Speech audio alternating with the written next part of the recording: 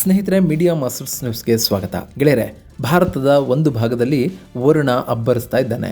ಮಹಾರಾಷ್ಟ್ರ, ಕರ್ನಾಟಕ, ಗೋವಾ, ಕೇರಳ ಹಾಗೂ ತಮಿಳುನಾಡಿನ ಸಾಕಷ್ಟು ಭಾಗಗಳು ಮಳೆಯ ಕಾರಣದಿಂದ ತತ್ತರಿಸಿ ಹೋಗಿವೆ. ಕೇರಳ ಹಾಗೂ ಕರ್ನಾಟಕದಲ್ಲಿ ಭೂಕುಸಿತಗಳು ಉಂಟಾಗ್ತಾ ಇವೆ. ಮೊನ್ನೆ ಕೇರಳದ ವಯನಾಡಿನಲ್ಲಿ ನಡೆದ ಭೂಕುಸಿತದಲ್ಲಿ 150ಕ್ಕೂ ಹೆಚ್ಚು ಮಂದಿ ಬಲಿಯಾಗಿದ್ದಾರೆ. ಹೀಗೊಂದು ಕಡೆ ವರುಣ ಅಬ್ಬರಿಸ್ತಾ ಇದ್ರೆ, ಮತ್ತೊಂದು ಭಾಗದಲ್ಲಿ ಸೂರ್ಯನ ಝಳ ಹೆಚ್ಚಾಗ್ತಾ ಇದೆ. ಅದರಲ್ಲೂ ಪ್ರಪಂಚದ ಶೀತ ಪ್ರದೇಶಗಳಲ್ಲಿ ಒಂದು ಅಂತಲೇ ಗುರುತಿಸಿಕೊಂಡಿರುವ ಲಡಾಖ್ನಲ್ಲಿ ಈ ಬಾರಿ ಸೂರ್ಯನ ಪ್ರಕೋಪ ಹೆಚ್ಚಾಗಿದೆ. ಹೀಗಾಗಿ ಅಲ್ಲಿನ ಜನ ಸುಡು ಬಿಸಿಲಿಗೆ ಬೆಂದು ಹೋಗ್ತಾ ಇದ್ದಾರೆ. ಹಾಗೇನೆ ಅಲ್ಲಿನ ವಿಮಾನ ಸಂಚಾರದಲ್ಲಿ ಕೂಡ ಸಾಕಷ್ಟು ಏರುಪೇರು ಕಂಡು ಬಂದಿದ್ದು, ಲೇಹ್ ಲಡಾಖ್ಗಳು ಹಿಂದೆಂದೂ ಕಂಡರಿಯದ ಬಿಸಿಯನ್ನ ಅನುಭವಿಸ್ತಾ ಇವೆ. ಹಾಗಾದ್ರೆ ಇದಕ್ಕೆ ಕಾರಣ ಏನು? ಜಗತ್ತಿನ ಅತಿ ಎತ್ತರದ ನಗರಗಳ ಪೈಕಿ ಒಂದಾಗಿರುವ ಲೇಹ್ನಲ್ಲಿ ಆಗ್ತಾ ಇರೋದೇನು? ಹಿಮಾಲಯದ ತಪ್ಪಲಲ್ಲಿ ಇಷ್ಟೊಂದು ಪ್ರಮಾಣದಲ್ಲಿ ಬಿಸಿ ಹೆಚ್ಚಾಗೋದಕ್ಕೆ ಕಾರಣಗಳೇನು ಅನ್ನೋದ್ರ ಬಗ್ಗೆ ಒಂದಷ್ಟು ಮಾಹಿತಿಯನ್ನ ನಾವಿಲ್ಲಿ ನೋಡೋಣ.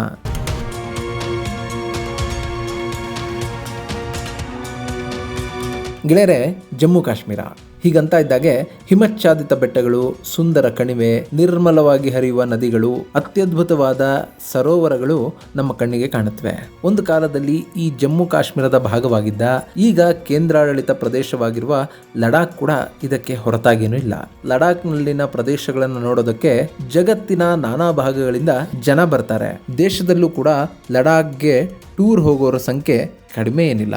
ಕಡಿದಾದ ಕಣಿವೆಗಳಲ್ಲಿ ಬೈಕ್ಗಳನ್ನ ಚಲಾಯಿಸ್ತಾ ಲೇಹ್ ಲಡಾಖ್ ಅನ್ನ ತಲುಪೋರ ಸಂಖ್ಯೆ ಕೂಡ ತುಂಬಾನೇ ಹೆಚ್ಚಾಗಿದೆ. ಅಲ್ಲಿನ ಆಹ್ಲಾದಕರ ವಾತಾವರಣ, ಸುಂದರ ಪ್ರಕೃತಿಯನ್ನ ನೋಡ್ತಾ ಪ್ರವಾಸಿಗರು ಖುಷಿಯಾಗ್ತಾ ಇದ್ರು. ಆದ್ರೆ ಈಗ ಪರಿಸ್ಥಿತಿ ಬದಲಾಗಿದೆ. ಈ ಮೂಲಕ ನಮ್ಮ ಬಯಲು ಸೀಮೆಗಳಲ್ಲಿ ಇರುವಂತಹ ತಾಪಮಾನ ಲಡಾಖ್ನಲ್ಲಿ ಈಗ ಕಾಣಿಸಿಕೊಳ್ತಾ ಇದೆ. ಇದು ಕಳೆದ 25 ವರ್ಷಗಳಲ್ಲೇ ಜುಲೈ ತಿಂಗಳಲ್ಲಿ ದಾಖಲಾದ ಅತ್ಯಧಿಕ ತಾಪಮಾನ ಅಂತ ಹೇಳಲಾಗ್ತಾ ಇದೆ.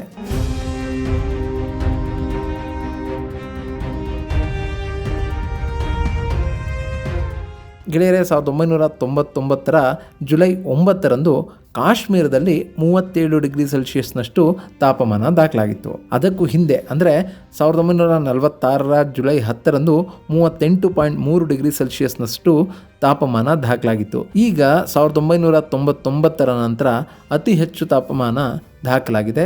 ಗೆಳೆಯರೆ, ಕಾಶ್ಮೀರದ ಶ್ರೀನಗರದಲ್ಲಿ ಜುಲೈ ತಿಂಗಳಲ್ಲೇ ಗರಿಷ್ಠ ತಾಪಮಾನ ದಾಖಲಾಗಿದೆ. ಅಲ್ಲಿ 36.2 ಡಿಗ್ರಿ ಸೆಲ್ಸಿಯಸ್ನಷ್ಟು ಉಷ್ಣಾಂಶ ಇದೆ ಅಂತ ಹವಾಮಾನ ಇಲಾಖೆ ಹೇಳಿದೆ. ಇನ್ನು ಲಡಾಖ್ನ ವಿಷಯಕ್ಕೆ ಬರೋದಾದ್ರೆ, ಲಡಾಖ್ನಲ್ಲಿ 32 ಡಿಗ್ರಿ ಸೆಲ್ಸಿಯಸ್ಗಿಂತಲೂ ತಾಪಮಾನ ಅಧಿಕ ಆಗಿದೆ. ಹೀಗಾಗಿ ಅಲ್ಲಿನ ಜನರ ಪರಿಸ್ಥಿತಿ ತುಂಬಾನೇ ಕಷ್ಟ ಆಗಿದೆ. ತಾಪಮಾನ ಹೆಚ್ಚಾಗಿರೋ ಕಾರಣದಿಂದ ಸಾಕಷ್ಟು ವಿಮಾನಗಳು ಹಾರಾಟ ಮಾಡೋದಕ್ಕೆ ಸೂಕ್ತ ಅಲ್ಲ ಅನ್ನೋ ಕಾರಣವನ್ನ ಕೊಟ್ಟು ತಮ್ಮ ವಿಮಾನಯಾನವನ್ನ ತಡೆ ಹಿಡಿದಿವೆ.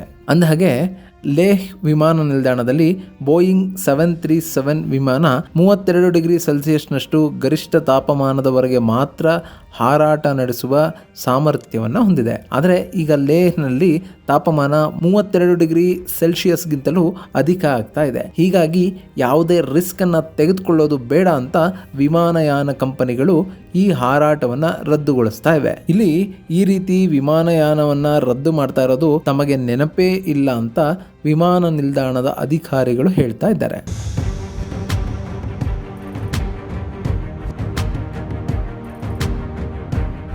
ಗೆಳೆಯರೆ, ಸಮುದ್ರ ಮಟ್ಟಕ್ಕಿಂತ ಎತ್ತರವಾಗಿರುವ ಪ್ರದೇಶಗಳಲ್ಲಿನ ವಿಮಾನ ನಿಲ್ದಾಣಗಳಲ್ಲಿ ಈ ರೀತಿಯ ಸಮಸ್ಯೆಗಳು ಕಾಣಿಸಿಕೊಳ್ಳುತ್ತವೆ. ಯಾಕೆಂದ್ರೆ ತುಂಬಾ ಎತ್ತರದ ಪ್ರದೇಶಗಳಲ್ಲಿ ವಿಮಾನಗಳನ್ನ ಹಾರಾಟ ನಡೆಸೋದು ತುಂಬಾ ಕಷ್ಟ ಅಂತ ಅನ್ನಿಸ್ಕೊಳ್ಳುತ್ತೆ. ಅಲ್ಲಿ ವಿಮಾನದ ಹಾರಾಟಕ್ಕೆ ಗಾಳಿಯ ಡೆನ್ಸಿಟಿ, ತಾಪಮಾನ ಪರಿಣಾಮವನ್ನು ಬೀರುತ್ತೆ.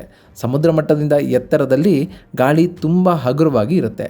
ಅತಿಯಾದ ತಾಪಮಾನ ಗಾಳಿಯ ಡೆನ್ಸಿಟಿಯನ್ನ ಇನ್ನಷ್ಟು ಕಡಿಮೆ ಮಾಡುತ್ತೆ. ಹೀಗಾಗಿ ತಾಪಮಾನ ಹೆಚ್ಚಾದಾಗ ಹಗುರವಾದ ಗಾಳಿಯಲ್ಲಿ ತುಂಬ ಎತ್ತರದಲ್ಲಿ ವಿಮಾನಗಳನ್ನು ಹಾರಾಟ ನಡೆಸೋದಕ್ಕೆ ಕಷ್ಟ ಆಗುತ್ತೆ.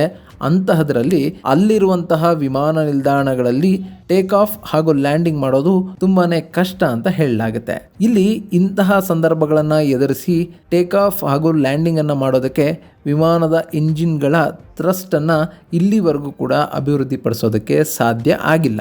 ಇನ್ನು ಲೇಹ್ನ ವಿಮಾನ ನಿಲ್ದಾಣ ಸಮುದ್ರ ಮಟ್ಟದಿಂದ ಸುಮಾರು 3.3 ಕಿಲೋಮೀಟರ್ ಎತ್ತರದಲ್ಲಿದೆ. ಈ ಮೂಲಕ ಜಗತ್ತಿನ ಅತ್ಯಂತ ಎತ್ತರದಲ್ಲಿರುವ ವಿಮಾನ ನಿಲ್ದಾಣಗಳ ಪೈಕಿ ಲೇಹ್ ವಿಮಾನ ನಿಲ್ದಾಣ ಕೂಡ ಒಂದು ಅಂತ ಅನ್ನಿಸ್ಕೊಂಡಿದೆ. ಸುಮಾರು 3300 ಮೀಟರ್ ಎತ್ತರದ ವಿಮಾನ ನಿಲ್ದಾಣದಲ್ಲಿ ಲ್ಯಾಂಡಿಂಗ್ ಮಾಡಬೇಕು ಅಂತಂದರೆ ಅದು ಚಾಲೆಂಜಿಂಗ್ ಕೆಲಸನೇ ಆಗಿರುತ್ತೆ. ಹೀಗಾಗಿ ತಾಪಮಾನ ಏರಿಕೆಯಾದ ಸಂದರ್ಭದಲ್ಲಿ ಯಾವುದೇ ವಿಮಾನಯಾನ ಕಂಪನಿಗಳು ತಮ್ಮ ವಿಮಾನವನ್ನು ಹಾರಾಟ ನಡೆಸೋದಕ್ಕೆ ಒಪ್ತಾ ಇಲ್ಲ. ಸದ್ಯಕ್ಕೆ ಉಷ್ಣಾಂಶ ಹೆಚ್ಚಾಗುವವರೆಗೂ ಮಾತ್ರ ವಿಮಾನಗಳ ಹಾರಾಟ ನಡೆಸ್ತಾ ಇವೆ. ಒಂದು ವೇಳೆ ಅಲ್ಲಿ 32 ಡಿಗ್ರಿಗಿಂತಲೂ ಹೆಚ್ಚು ಉಷ್ಣಾಂಶ ದಾಖಲಾಯಿತು ಅಂತ ಗೊತ್ತಾಗ್ದಾಗೆ ವಿಮಾನಗಳು ಹಾರಾಟವನ್ನು ಸ್ಥಗಿತಗೊಳಿಸ್ತಾ ಇವೆ. ಇದು ಹೈ ಆಲ್ಟಿಟ್ಯೂಡ್ಗಳಲ್ಲಿ ಕಂಡುಬರುವ ಸಾಮಾನ್ಯ ಸಮಸ್ಯೆ ಅಂತ ಹಿರಿಯ ಪೈಲಟ್ಗಳು ಅಭಿಪ್ರಾಯವನ್ನ ವ್ಯಕ್ತಪಡಿಸ್ತಾ ಇದ್ದಾರೆ. ಇನ್ನು ಲೇಹ್ ವಿಮಾನ ನಿಲ್ದಾಣದಲ್ಲಿ 2.75 ಕಿಲೋಮೀಟರ್ ಅಷ್ಟು ಉದ್ದದ ಸಿಂಗಲ್ ರನ್ವೇ ಇದೆ. ಈ ರನ್ವೇ ಇನ್ನಷ್ಟು ದೊಡ್ಡದಾಗಿದ್ರೆ ಅಲ್ಲಿ ದೊಡ್ಡ ದೊಡ್ಡ ವಿಮಾನಗಳನ್ನ ಟೇಕ್ ಆಫ್ ಮಾಡೋದಕ್ಕೆ ಸಾಧ್ಯ ಆಗ್ತಿತ್ತು. ಆದ್ರೆ ರನ್ವೇ ಕೂಡ ಕಡಿಮೆ ಇದ್ದು ಹವಾಮಾನದಲ್ಲಿ ವೈಪರೀತ್ಯ ಕಂಡು ಬಂದ ಸಂದರ್ಭದಲ್ಲಿ ವಿಮಾನಯಾನ ಅನ್ನೋದು ಸುರಕ್ಷಿತ ಅಲ್ಲ ಅನ್ನೋ ಕಾರಣಕ್ಕೆ ಈ ನಿರ್ಧಾರವನ್ನ ವಿಮಾನಯಾನ ಕಂಪನಿಗಳು ತೆಗೆದುಕೊಳ್ತಾ ಇವೆ.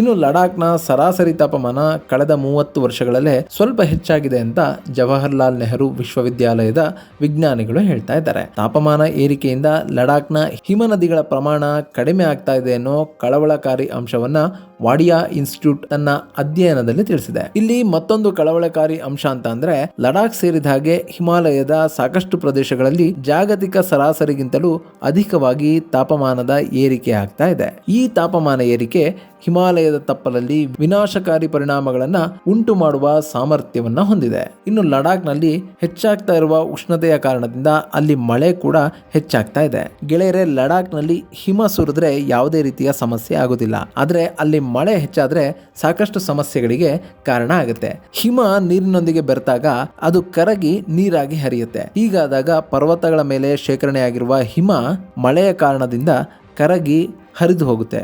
ಇದು ಲಡಾಖ್ನಲ್ಲಿ ನೀರಿನ ಸಮಸ್ಯೆಗೆ ಕಾರಣ ಕೂಡ ಆಗಬಹುದು.